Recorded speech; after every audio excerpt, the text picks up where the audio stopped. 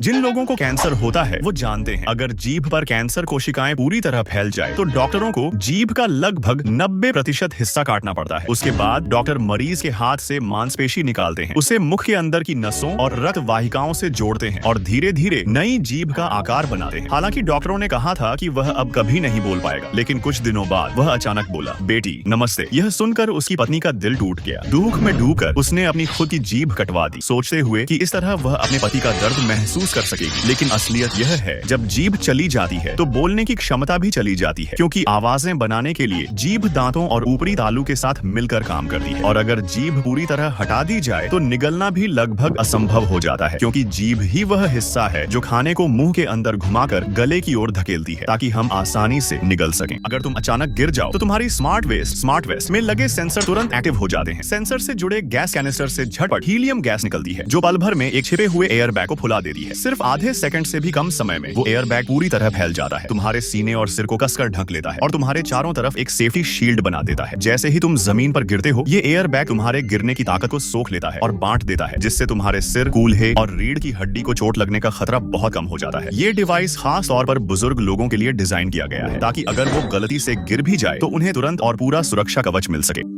उसने सब कुछ तोड़ दिया, अपना सुकून, अपनी दुनिया, मानो अपना ही स्वर्ग तबाह कर दिया। एक पल को उसे राहत महसूस हुई, पर वो बेचैनी अब भी अंदर जिंदा थी। किसी ने कुछ उसकी पर्स में डाल दिया था, कोई उसे देख रहा था। एलेक्स ने कहा था, आज रात मेरे घर रुक जाओ, अकेले मत रहो। उसने माना। एलेक्स का घर उसके अपने घर से ज्यादा सुरक्षित लगा, लेकिन रात गहराती गई। वो कुर्सी पर बैठी थी, तभी एलेक्स ने कुर्सी फेंक दी सीधे टेबल के पास और फिर अपने ही कमरे में गायब हो गया। अब वो नींद खो चुकी थी। हर आवाज, हर सरसराहट पर उसका दिल उछल जाता था। वो उठा और बाथरूम जाने लगी। सीढ़ियां उतरते हुए उसने देखा एक कमरा, जिसके अंदर से हल्की झिलमिलाती रोशनी निकल रही थी। उसने धीरे से दरवाजा खोला और जो देखा उससे उसकी सांसें थम गईं। पूरा कमरा उसकी तस्वीरों से भरा था, हर दीवार, हर कोना। एक शीशे पर एक नोट चिपका था और नीचे एक ड्रेस रखी थी, वही ड्रेस जो वो महीनों पहले खो चुकी थी। हर नोट के साथ उसकी पुरानी कपड़ों की एक एक जोड़ी रखी थी। उसने एक उठाई और देखा, हर कपड़े के टैग पर एक तारीख लिखी थी, वो तारीखें जब वो उन्हें पहना करती थी। उसका गला सूख गया, वो पीछे हट गई, उल्टी सी आने लगी। जैसे ही वो कमरे से मुड़ी, शीशे में एक चेहरा नजर आया, उसका अपना, लेकिन वो चेहरा मुस्कुरा रहा था।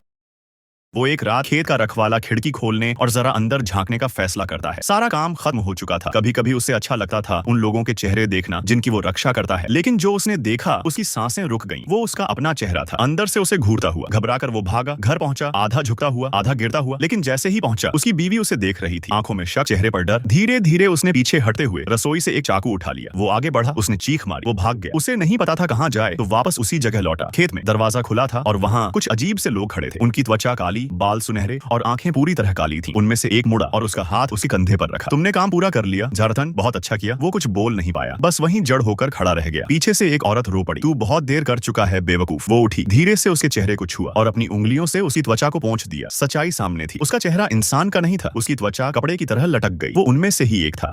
उसने बॉक्स खोला, अंदर एक बिना ब्रांड का लेकिन बेहद स्टाइलिश दिखने वाला हेडसेट था, बस एक क्यूआर कोड के साथ। जिज्ञासावश उसने उसे स्कैन किया, एक गेम डाउनलोड हुआ और उसने स्टार्ट पर क्लिक कर दिया। कुछ सेकंड के लिए वो हिचकिचाया, फिर हेडफोन पहन लिया। अचानक उसकी आंखों के सामने तेज रोशनी फैल गई और फिर सब कुछ काला हो गया। जब उसे होश आया, वो टेबल पर लेटा था, पेट में दर्द था और दिमाग पूरी तरह उलझा हुआ। उसका फोन चमक रहा था, 55 मिस्ड कॉल्स, सैकड़ों मैसेज। उसने तारीख देखी, 2 दिन बीत चुके थे। वो एक मैसेज पर रुका, तुमने ऐसा कैसे कर दिया? और फिर उसकी माँ का मैसेज, मैं अब भी तुमसे प्यार करती हूँ, लेकिन तुम्हें पुलिस के पास जाना होगा। एक और मैसेज में एक वीडियो लिंक था। उसने क्लिक किया और जो उसने देखा, उसकी रूह कांप गई। वो खुद था, आग में जलते हुए एक घर के सामने, कुछ तोड़ता, चिल्लाता और कई अपराध करते हुए। वो हड़बड़ाकर पीछे मुड़ा, लेकिन तभी स्क्रीन पर सारी फाइलें गायब हो गई। फोन लाल और नीली लाइट्स से चमकने लगा। कमरा अजीब आवाजों से भर गया। उसका दिल जोर जोर से धड़कने लगा और जैसे ही उसने दरवाजे की तरफ देखा, वहां कोई था। उसने बिना सोचे दौड़ लगाई। समुद्र के किनारे खड़ा था वो पुराना लाइट हाउस, और जब वो दोनों उसकी छत पर पहुंचे तो उसने अपने दोस्त से कहा, हर वो इंसान जो यहाँ ऊपर आया कभी नीचे नहीं लौटा। ना कोई लाश मिली, ना कोई जवाब, बस ऐसे ही गायब। उसने दोस्त को मना किया, मत जा यार, मत चढ़ वहां, पर शक जीत गया। दोस्त मुस्कुराया, फोन उठाया और बोला, देख मैं ठीक हूँ। वो लाइव वीडियो ऑन रखकर धीरे धीरे सीढ़ियां चढ़ गया। ऊपर पहुंचा, पर वहां न नेटवर्क था, न आवाज, बस हवा की सीटी जैसी गूंज। उसने कैमरा पलटा और जो उसने देखा, उसकी सांस रुक गई। वीडियो में वो खुद ही खड़ा था, एक टूटी हुई मेज पर, बिल्कुल स्थिर, और पीछे समुद्र से उठता तूफान। अचानक सिग्नल गया, वीडियो रुक गया। अब बस लाइट हाउस की रोशनी टिमटिमा रही थी। वो डर के मारे जड़ हो गया। उसने देखा एक नकाबपोश आदमी उसके ही बेजान शरीर को फर्श पर घसीट रहा था। असल में कुछ दिन पहले उसने एक स्पेशल सिक्योरिटी कैमरा खरीदा था जो भविष्य दिखा सकता था। जिज्ञासा में उसने उसे सेट किया और लाइव व्यू चालू कर दिया, पर जैसे ही स्क्रीन पर वो नजारा आया उसका दिल बैठ गया। उसने झट से लैपटॉप बंद कर दिया, हाथ कांप रहे थे। वो खुद था मरा हुआ। उसने गहरी सांस ली और हिम्मत जुटाकर वीडियो फिर देखा। बार बार देखा, हर बार वही सीन, नकाबपोश आदमी, उसका शव घसीटा हुआ। उसने इंटरनेट खंगाल डाला, कहीं भी वो मास्क नहीं मिला। उसने ताले चेक किए, नए लगाए, दिनों तक नींद उड़ गई। हर आवाज पर दिल धक से रुक जाता था। फिर एक रात अचानक रैक की आवाज गूंजी, कदमों की आहट। उसने चाकू उठाया, धीरे धीरे सीढ़ियां उतरा। हल्की रोशनी में देखा, वो था नकाबपोश आदमी, हाथ में चाकू लिए लिविंग रूम में दाखिल होता हुआ। वो झपटा। लड़ाई तेज और हिंसक थी। चाकू बार बार धंसा गया जब तक कि वो शरीर जमीन पर ढह न गया। वो हाँफ रहा था, हाथ कांप रहे थे। धीरे धीरे झुकर उसने मास्क उतारा और सामने अपना ही चेहरा। उसका पेट मचल गया, नजर धुंधली पड़ गई। तभी दरवाजे पर ठक ठक हुई। घबराहट में उसने वही मास्क पहना और बिना सोचे शरीर को पकड़कर घसीटने लगा, बिल्कुल वैसे ही जैसा उसने कैमरे में देखा था।